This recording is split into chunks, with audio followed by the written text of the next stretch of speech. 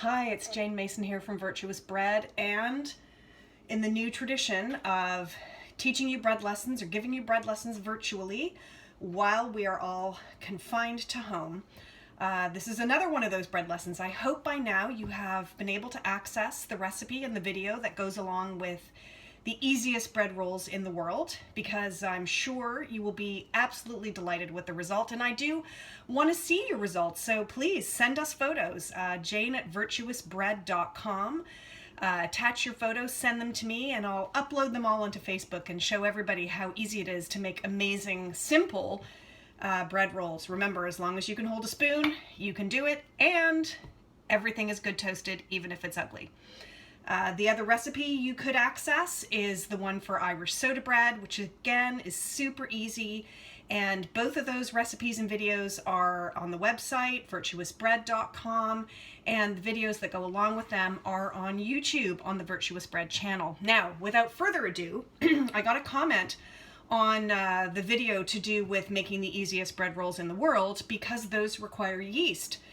And one of my friends who lives in Germany said, oh, there is no yeast to be had.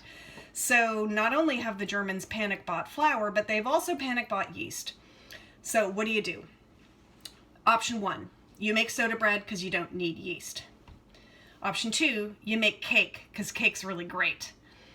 Option 3, you make pancakes or waffles because they don't require yeast, but they certainly will use that flour that you have panic bought, so you can always use that flour to make pancakes. Option 4, or possibly 3, don't remember now, is that you start making a sourdough starter. So this sounds scary, but what we're going to do is we're going to do a starter along. It takes 4 days to make a sourdough starter. And what is a sourdough starter? It's a mixture of flour and water, and in that mixture of flour and water, the yeast that's all around us in the air is trapped. So it's just another form of yeast. It's yeast that we can't see. Because one thing you may not know is that yeast that we can see, we can hold it in our hand, it looks like little pellets or powder or a paste, that was invented in, 100 years ago in a lab somewhere between France and the US. And so it's very, very new that we would actually add yeast that we can see and touch into the dough to make bread. For the other 10,000 years before that happened, all bread was made using a sourdough starter. And once again, a sourdough starter is simply a mixture of flour and water in which the yeast that's in the air is trapped. And we use that to make the bread. The resultant bread can be a little bit different in terms of texture and flavor. Some people like it, some people don't.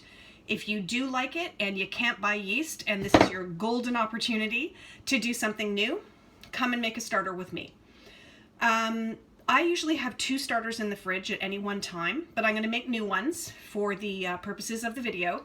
And the first one I'm going to do out of rye flour. Okay, so here I have a bag of rye flour. I have a bowl, I have a scale, and I have water. And rye flour, it's very simple. You use twice as much water as flour. So I'm going to turn on my scale any moment now. Yep, there it is. And it's being a little bit slow. And I'm going to put in this bowl for my starter 25 grams of rye flour. Don't be anal about this. It can be 26, it can be 23. And it's about 2 tablespoons. I've just noticed that now. And now what I'm going to do is zero off my scale, and I'm going to add twice as much water. I'm going to add 50 grams of water. And rye is much more absorbent than wheat. So you need more water when you're making a rye starter. And the rye starter that I'm making is pretty liquid. So I'm stirring it all together. And then all I'm going to do is put a plate on it. Can I go get a plate? Here we go. Here's my plate. I'm going to put a plate on it, and I'm going to leave it overnight on the counter. You don't have to leave it in a warm place. Don't put it in the fridge. Don't put it outside. Room temperature is fine. Just leave it on your counter. Now, if you want to make a wheat starter, slightly different ratios. So wheat is same amounts of flour and water. So I'm going to zero off my scale, and I'm going to put in 50 grams of flour. Here we go. And 50 grams of water. And this, I'm going to give it a stir. This one is quite a bit thicker. It's more like a thick paste than a liquid.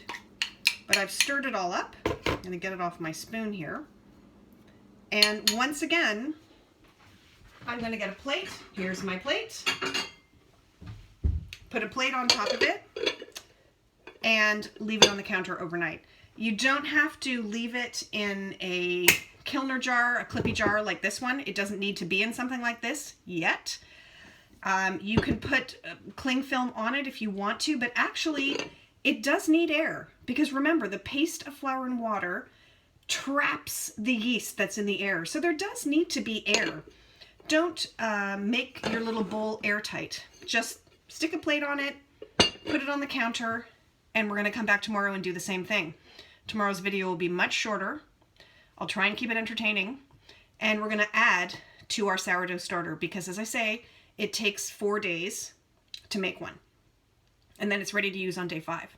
So be patient, make soda bread, make the easiest bread rolls in the world, make some pancakes, make some cake, but in 5 days' time, we're going to be able to work together to make some lovely sourdough bread. But in any case, I'll see you tomorrow. Bye for now.